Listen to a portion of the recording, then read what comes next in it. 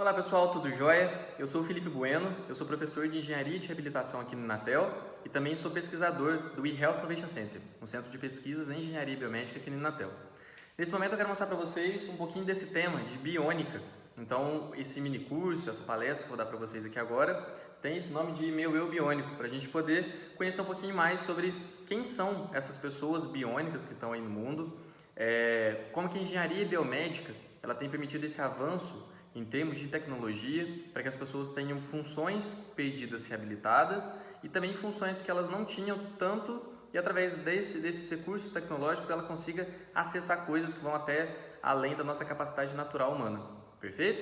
Eu estou com esses eletrodos aqui no braço, logo mais ao longo do curso vocês vão entender o motivo dele. E agora eu quero passar para vocês um pouquinho então sobre esse tema aqui. Perfeito? Então o papo de hoje ele vai ser relacionado à engenharia biomédica aplicada na biônica e a gente entender um pouquinho como que os biomateriais e os sistemas de reabilitação, a transdução de sinais biológicos, ela consegue dar ao ser humano essas funções novas ou reabilitar aquelas perdidas. Pessoal, humanos biônicos, quem são? Se a gente parar para pensar um segundinho sobre esse tema, quando eu falo de humanos biônicos, fechem os olhos, mentalizem e tentem pensar o seguinte: qual que é a primeira coisa que aparece na cabeça de vocês quando vocês pensam em humanos biônicos?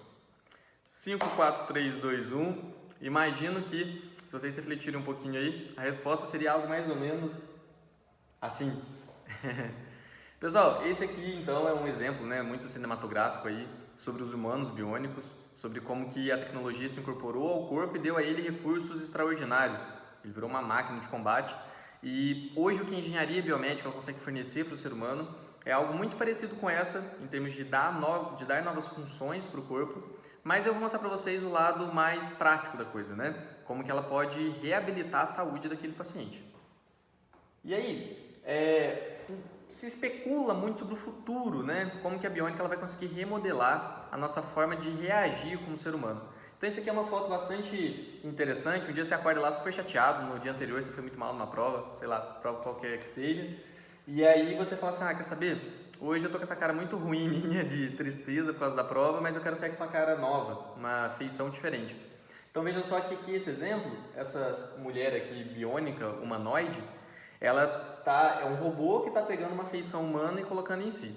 Essa questão da gente utilizar faces, tecidos biomateriais, tecidos artificiais para poder substituir a pele humana já é uma realidade. Então, combatentes de guerra que perderam parte dos membros, eles têm algumas vezes esses membros operados e podem utilizar tecidos artificiais para recompor aquela região. Pessoas que foram queimadas, que sofreram algum acidente. Então, tecidos artificiais ou mesmo cultura de células para poder crescer aquelas células humanas mesmo e depois elas serem recolocadas sobre a área lesionada, já é uma realidade, isso já é possível. No futuro talvez a gente chegue em coisas mais estéticas como essa, mas quando se trata de salvar vidas, quando se trata de recompor a saúde daquele ser humano, isso já é bem possível. Próximo exemplo. A gente vai começar a conviver, será entre pessoas diferentes, como essa moça aqui, fisicamente, anatomicamente diferentes, conviver entre robôs, conviver... O que vai ser esse diferente? Então, com o avançar da tecnologia, vocês podem reparar, muitos de nós já usamos aparelhos de dente, muitos usam aparelhos auditivos, usam óculos. O tempo todo, o nosso corpo está fazendo uma coparticipação com algum acessório. Então esses acessórios, à medida que eles ficam mais tecnológicos, mais funções eles trazem para o nosso corpo. Então vejam só que há pouco tempo atrás surgiram os óculos inteligentes. Então você usa um óculos e através dele você consegue fazer pesquisa, você consegue rascunhar alguma coisa da sua ideia naquele óculos, você consegue ver de forma ampliada. Então ele começou a dar recursos no óculos convencional. Esse meu não faz isso, uma pena, mas muito em breve alguns óculos vão poder dar a nós a capacidade de visão noturna melhorada, a capacidade de enxergar em longo alcance. Então tudo isso começa a tornar o ser humano anatomicamente diferente, com algumas funções fisiológicas diferentes. Então esse é um futuro que um dia a gente pode encontrar, robôs entre nós, mas no presente já é muito possível ter esses recursos ampliados. Próximo exemplo.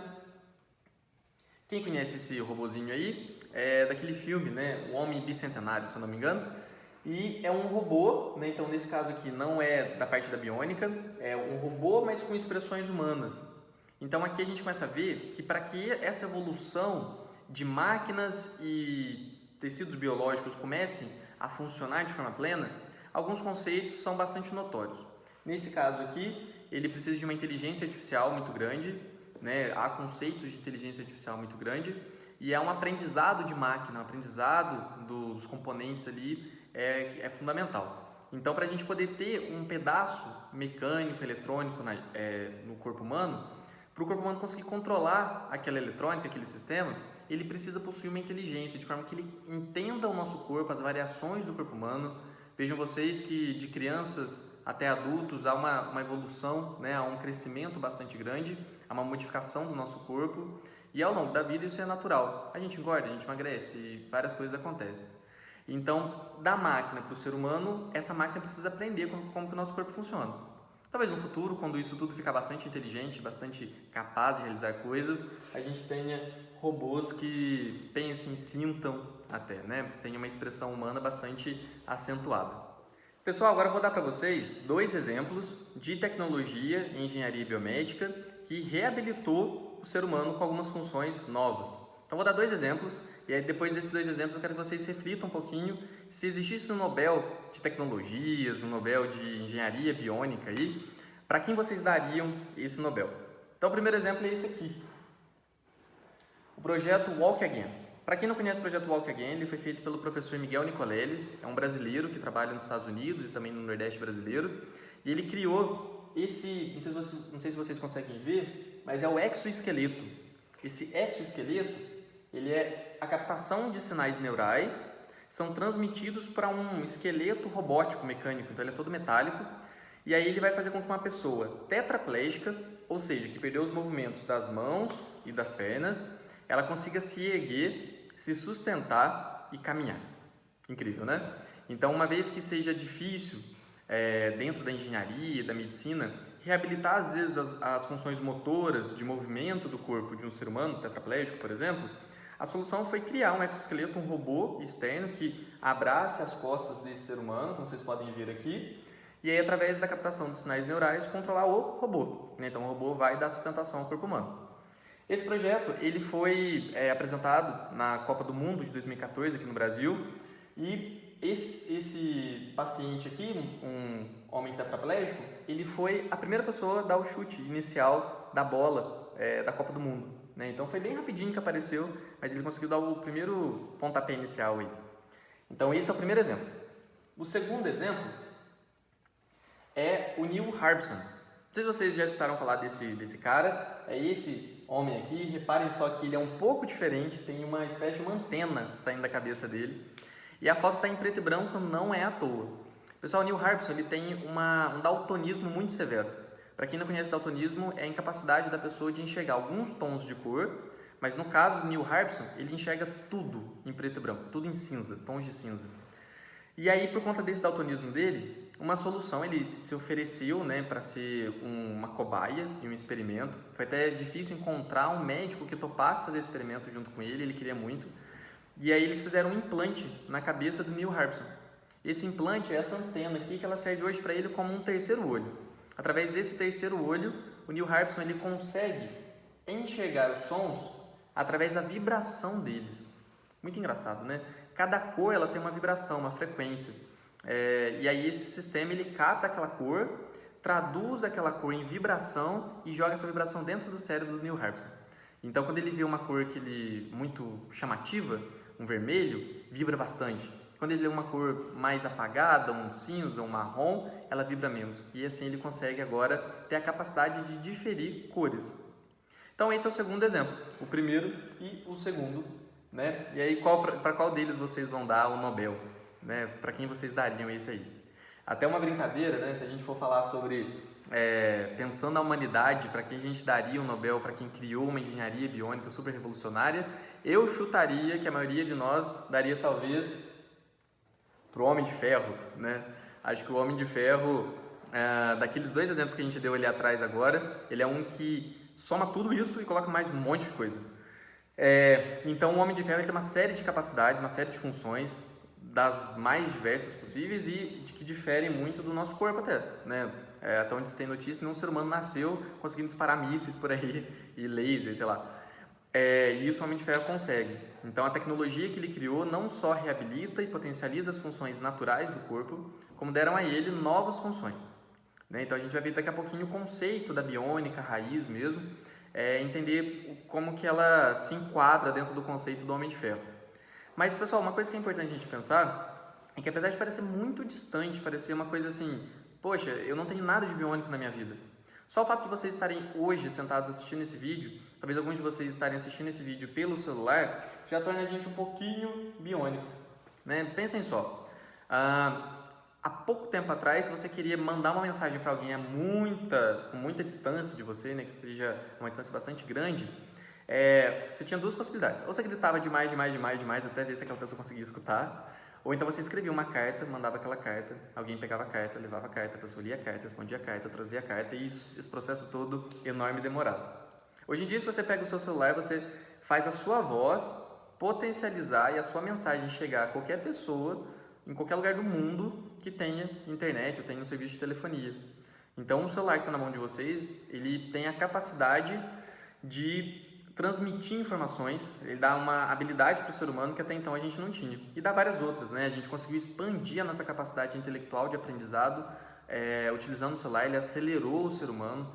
Diz que nesses últimos tempos, né, a humanidade ela absorveu muito mais informação do que séculos e séculos atrás. Então, é uma capacidade que a gente criou. Hoje a gente está envolto em tecnologia, a tecnologia faz parte da nossa forma de comunicação, de crescimento, de expressão e de desenvolvimento. E aí, pessoal, eu quero mostrar para vocês agora o conceito, tá bom? Então, o conceito de biônica in natura, que eu dei esse exemplo de natura, que é o conceito de biônica original, é o estudo de sistemas visando analisar e recuperar soluções funcionais, né? Então, as funções do corpo, estruturais, então se você tem alguma questão de estrutura, como a de sustentação que eu mostrei para vocês da Copa do Mundo, e formais do ser humano, aquilo que diz respeito à nossa natureza, aquilo que é capaz do nosso corpo de absorver. Então a engenharia biomédica tem uma capacidade de inserção muito grande dentro desse contexto. Pessoal, então nesse curso, como comentei com vocês no início, a gente vai falar muito sobre biônica, e a biônica está muito atrelada a biomateriais, que são os materiais biologicamente compatíveis com o nosso corpo, e também com a transdução de sinais biológicos, que é a captação de sinais do corpo, convertendo e interpretando aqueles sinais em sistemas elétricos ou digitais, de forma que o microcontrolador consiga interpretar. O que é um microcontrolador? É um computador, é uma plaquinha de desenvolvimento, para quem conhece o Arduino. Então, eu vou captar um sinal do meu corpo, estou até com eletrodos aqui, eu vou captar um sinal do meu corpo, vou jogar ele para um computador, e o computador vai analisar aquele sinal. Então, isso é a transdução de sinais biológicos. E aí eu quero que vocês parem para pensar o seguinte: quantos sentidos a sua mão tem?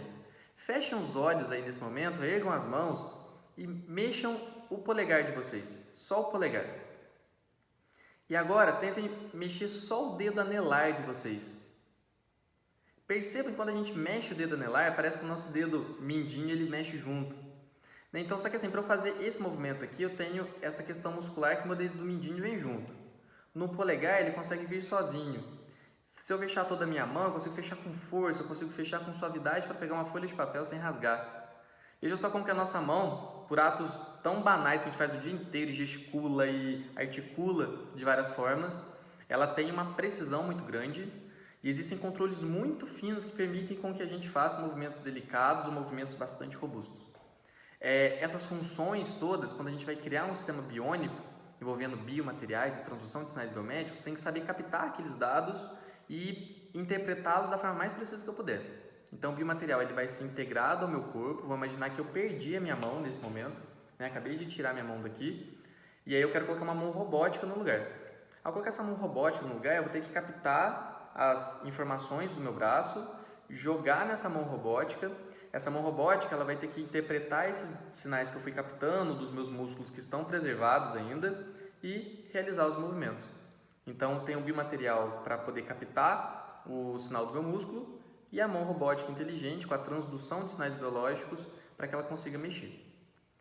E aí, a gente volta no Neil Harbison, né? A mesma coisa que aconteceu com ele.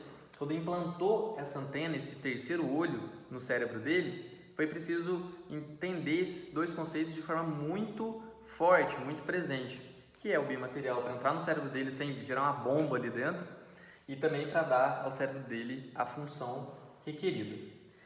E aí, pessoal, para onde que a gente está indo, né? Para onde que as coisas têm ido? A engenharia biomédica ela tem entrado cada vez mais em conseguir distinguir sinais diferentes. Então, quanto mais passa o tempo, mais tecnologia tem sido gerada para a gente conseguir interpretar os sinais do cérebro, para conseguir interpretar os sinais dos músculos, para conseguir interpretar os sinais das nossas vísceras, dos nossos órgãos.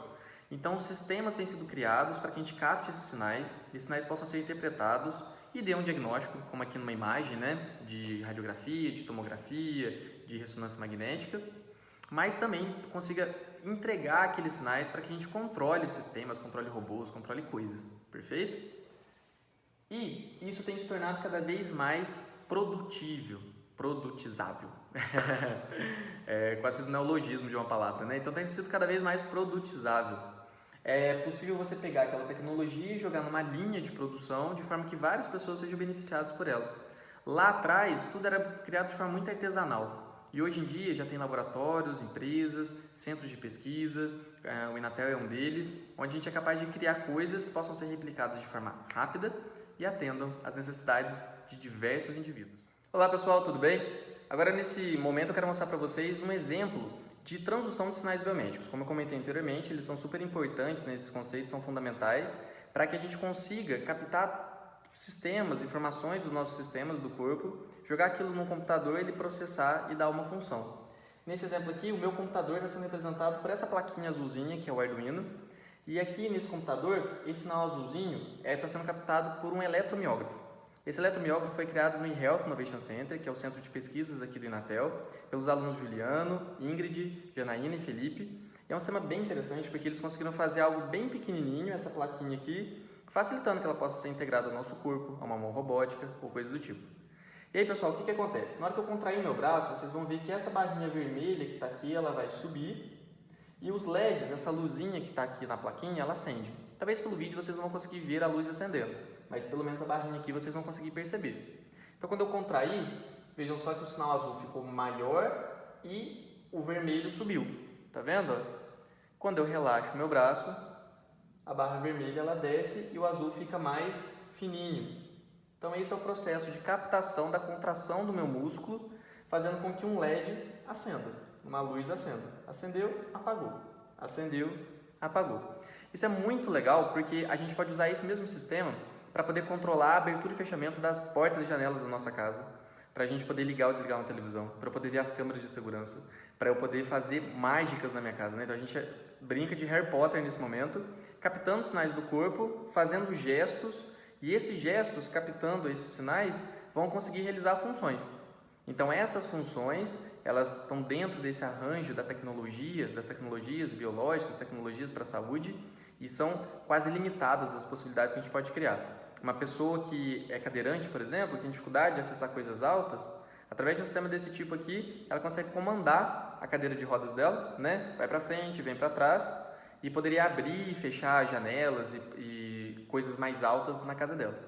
Isso pode ser aplicado de diversas formas. Então, é fabuloso poder fazer parte desse processo de criação de tecnologias para a área da saúde, porque no final das contas, a gente sempre tem um ser humano na outra ponta que vai ser beneficiado por essas inovações e por essas soluções. Pessoal, eu queria mostrar para vocês mais de perto como é que o circuito está sendo montado, né? Aqui até tem um pouquinho de fio, mas só para fazer essa simulação. Então essa é a plaquinha do ECG, esse aqui é o Arduino e aqui é onde eu deixei os LEDs. Vejam só que aqui no meu sinal, a onda vermelha está paradinha. Na hora que eu contrair o meu braço, a onda vermelha ela começa a subir, né? Eu faço essa subidinha dela, tá lá em cima, estão vendo? E aí os meus LEDs acendem. Na hora que eu faço esse processo de relaxamento, eu relaxei, né? A onda vermelha ela desceu, vejam só que ela está aqui embaixo, o meu LED está apagado. Contraí, ele acende, relaxei. Pessoal, agora então vou comentar um pouquinho com vocês sobre os biomateriais. Assim como a transdução de sinais biomédicos ela é fundamental para a gente poder criar soluções em engenharia biomédica e biônica, aqui os biomateriais eles vão permitir que essas soluções super engenhosas e super práticas para a nossa vida e que dão ao corpo humano funções das mais diversas, elas possam ser integradas ao corpo. Imaginem só se a gente cria uma coisa revolucionária, ótima, e quando coloca no corpo ela gera uma toxina, por exemplo, um veneno. Isso seria absolutamente descartável, né? A gente não pode usar essa tecnologia. Então os biomateriais estão ali para poder facilitar a aderência dessas soluções ao corpo. Então qual que é a definição dos biomateriais? De forma geral, um biomaterial é um material que ele é tolerado pelo nosso corpo. Ou seja, eu posso colocar ele dentro do nosso corpo e ele pode ser ou inerte, não produzir efeito nenhum, ou ser ativo, ele produz um efeito positivo, ele ajuda o nosso corpo de alguma forma. Esses materiais, eles geralmente têm duas características. Uma delas é quando eles são não invasivos. Exemplos muito clássicos de não invasivos são, por exemplo, as lentes de contato. Apesar de não parecer um biomaterial, a lente de contato é um mega biomaterial, porque na maioria das vezes ela não gera nenhuma reação alérgica, nenhum problema no nosso olho. E o gesso, não sei se você já quebrou o braço ou a perna alguma vez na vida, e o gesso é um biomaterial, ele auxilia na imobilização. De forma invasiva, a gente tem outros materiais como implantes e alguns sistemas desse tipo, que é o que a gente vai ver agora. Então, um exemplo de material invasivo são as próteses. Quando você coloca uma prótese de joelho, por exemplo, ou de cabeça de fêmur na bacia. Então, aquela parte de osso é tirada, coloca-se um implante que é feito de metal. Muitas das vezes se utiliza o titânio ou ligas de titânio para poder fazer essas próteses e elas ajudam naquela função perdida do corpo, que é a de mobilidade. Um outro exemplo são os sistemas de odontologia. Em odontologia, aparelhos ortodônticos para corrigir o alinhamento dos dentes são exemplo de biomaterial. Eles ajudam e não geram uma reação ruim na sua boca. E quando a pessoa perde um dente, você pode fazer um implante. Aí aquele implante também é biomaterial na área de odontologia. O terceiro exemplo, esse é bastante famoso, tem sido muito falado hoje em dia, que são os órgãos artificiais. Os órgãos artificiais, eles são um recurso muito interessante porque você não precisa que uma pessoa doe para outra. Ou seja, se uma pessoa precisa, ou várias pessoas precisam, você pode produzir aquele órgão. Olha que coisa incrível. Então você cria uma linha de produção, digamos assim, e aí quanto mais pessoas precisarem, mais você faz aqueles órgãos, aquelas partes, aqueles tecidos biológicos. Então esse recurso aqui dos órgãos artificiais, eles são bem fundamentais nos dias atuais e têm progredido muito. E agora eu vou dar para vocês 3 exemplos de órgãos artificiais que estão mais próximos da gente do que a gente pode imaginar. Primeiro exemplo, pele artificial. A gente às vezes desconsidera um pouco, tem gente que menospreza a pele, fala que não é tão importante assim, apesar de ser super importante porque ela dá proteção para o resto do corpo. E as peles artificiais para pessoas que tiveram queimadura muito profunda ou tiveram algum câncer, algum tumor que lesionou uma área do corpo dessa pessoa, da pele dessa pessoa, ela pode contar com as peles artificiais para substituir aquela região e dar maior proteção para o paciente. Então, esse é um exemplo que ele já é comercial. Isso já é possível você utilizar em procedimentos cirúrgicos ou tratamentos. Segundo exemplo, coração artificial. Esses corações são super legais porque eles têm uma estrutura de material, um material compatível, com umas válvulas mecânicas e uma parte eletrônica também. Então ele tem um sistema como se fosse um motor, uma bomba. Nosso coração, no fim das contas, é uma bomba para bombear sangue para o corpo todo e ele atua dessa forma como se fosse uma bombinha. Só que ele, na maioria das vezes, ele não substitui o coração da pessoa. Ou seja, a pessoa passa a ter o coração natural dela, mais o artificial que dá suporte a ele e fica com 2 corações. Olha que coisa. Esse sistema aqui também ele já existe em forma comercial. O terceiro exemplo e o último são sobre as bexigas. Existem vários, tá? Estou dando esses exemplos aqui, mas existem vários deles. E essa bexiga aqui eu queria destacar porque esse cientista e a equipe dele, assim como outros, fizeram bexigas através de tecnologia de impressão 3D. Então eles pegaram material biológico, criaram uma impressora que consegue fazer aquela impressão daquele órgão e aí a partir de um desenho, de um modelo que eles criaram, foi possível desenvolver uma bexiga impressa. Olha que coisa incrível! A gente já faz impressão de papel, de tanta coisa, mas nesse caso aqui foi impressão de um órgão. E se você faz uma cultura de células, ou seja, você pega uma porção da célula do paciente para fazer essa impressão, é muito fácil depois de você pegar aquele órgão e fazer o transplante na pessoa. Porque se você usou as células da própria pessoa, a impressão 3D considerou qual que é o biotipo, a genética daquela pessoa, o órgão já sai mais fácil, mais compatível, mais tolerável pelo corpo do paciente que o vai receber. Então agora as impressões 3D, como a gente pode ver, elas são fundamentais nesse processo de avançar, né, de inovações da engenharia biomédica. A gente vai falar sobre as impressões 3D agora. Pessoal, a impressão 3D, então esse recurso, ele permite que a gente faça um processo muito parecido com a impressão a tinta, aquela que você tem um tubinho de tinta, a impressora vai passando sobre o papel e vai depositando tinta naquele papel e fazendo os desenhos que a gente construiu no computador. Nesse caso, a gente faz os desenhos no computador, só que ela vai derreter, na maioria das vezes, né, existem vários processos, mas a maioria deles derrete o filamento de plástico e ela começa a sedimentar, derreter aquele plástico sobre uma base e a partir daquele plástico você vai construindo o seu material. Então, exemplos muito clássicos dessas impressoras 3D são, por exemplo, as mãos robóticas, né, os sistemas robóticos. Aqui do meu lado eu tenho uma desenvolvida aqui no Inatel. Então esse sistema robótico aqui é uma mão toda construída em impressão 3D. Vejam só esses dedos abrindo e fechando, eles foram feitos em impressões, né? Cada pedacinho deles é uma impressão e todo esse corpo aqui ele é bastante leve, então esse é um recurso bem legal das impressoras 3D. Elas permitem uma resistência legal e ao mesmo tempo são bem leves.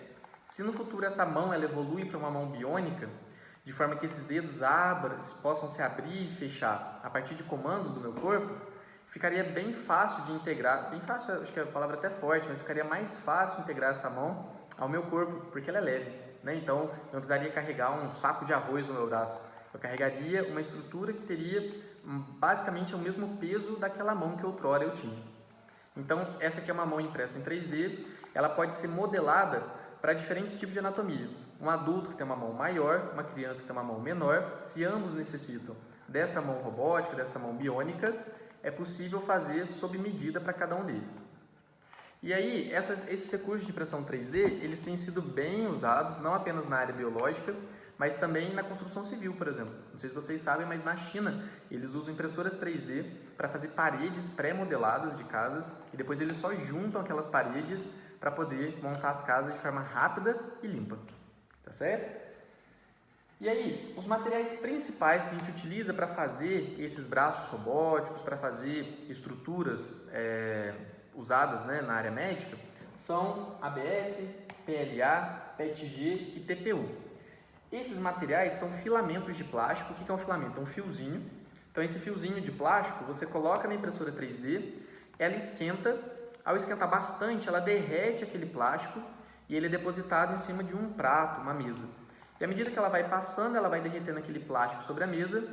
Quando ele esfria, né, ele saiu da impressora, ele esfriou, ele fica rígido de novo e dá forma, né, ele cria as formas como a mão que eu acabei de mostrar para vocês. Uma coisa importante da gente poder ver, até para fazer um experimento daqui a pouco, é essa parte mais física um pouquinho sobre a temperatura de transição vítrea. O que é a temperatura de transição vítrea? O filamento de plástico, que eu acabei de comentar, quando ele está em temperatura ambiente, ele é mais rígido. Então ele está duro, ele está na dureza de um vidro, por isso vítrea. E aí quando ele faz a transição vítrea, ou seja, a mudança do estado vítreo, ele é aquecido, as moléculas começam a se chacoalhar, né, porque ele está sendo aquecido, começam a ficar mais moles, mais viscosas. Então a temperatura de transição vítrea é aquela que faz com que o material saia do estado sólido dele e fique entre o sólido e o viscoso. Ele fica no meio termo ali, fica um pouco mais fácil de modelar, ele não fica tão rígido e eu consigo adaptar aquele material. Se eu esquentar demais, chegar numa temperatura muito mais alta, ele vai virar uma pasta ali, vira uma meleca só. Mas essa temperatura de transição vítrea entre um estado e o outro, ela é fundamental para a gente fazer biomateriais e principalmente para utilizar uma propriedade de muitos materiais, que é a memória de forma, ou do inglês, shape memory. Essa memória de forma, ou shape memory dos materiais, ela é utilizada pelo seguinte motivo. Eu pego o material, imprimo ele no formato, e aí, vamos supor que eu quero colocar aquele material dentro do corpo, no joelho de uma pessoa. Eu esquento aquele material impresso, e reduzo ele, aperto ele. Na hora que eu coloco aquele material dentro do corpo da pessoa, a partir de um estímulo, que pode ser temperatura, eletricidade, outros estímulos, aquele material lembra da forma original dele e expande sozinho, sem ninguém colocar a mão. Então, essa propriedade de memória de forma, ou shape memory, vai ser o objeto de estudo do nosso exemplo daqui a pouco. quando a gente vai ver como que isso funciona, né? Dá um exemplo prático para vocês poderem visualizar essa propriedade fascinante dos materiais. A gente vai começar o teste agora. Esse teste ele inclui esse becker com água. Essa água está sendo aquecida e aqui eu tenho um termômetro, né? Então, se a gente for olhar para esse termômetro aqui agora, vocês vão reparar que a temperatura dele está ao redor de 60 graus. Ele está aumentando um pouquinho porque ele está aquecendo, né, essa água. E aí o que vai acontecer? Eu vou pegar esses dois polímeros, são duas amostras, né, de materiais diferentes. Aqui o branquinho eu tenho um polímero chamado PLA e pretinho um polímero chamado ABS. O que eu vou fazer é colocar esse polímero dentro da água de forma que eu possa deformá-lo depois de retirar da água. Então o primeiro teste que a gente vai fazer vai ser com o polímero branquinho aqui, tá bom? Vou jogar ele aqui dentro, vou deixar alguns segundos, né? O ideal é a gente deixar ele pelo menos durante 30 segundos dentro da água.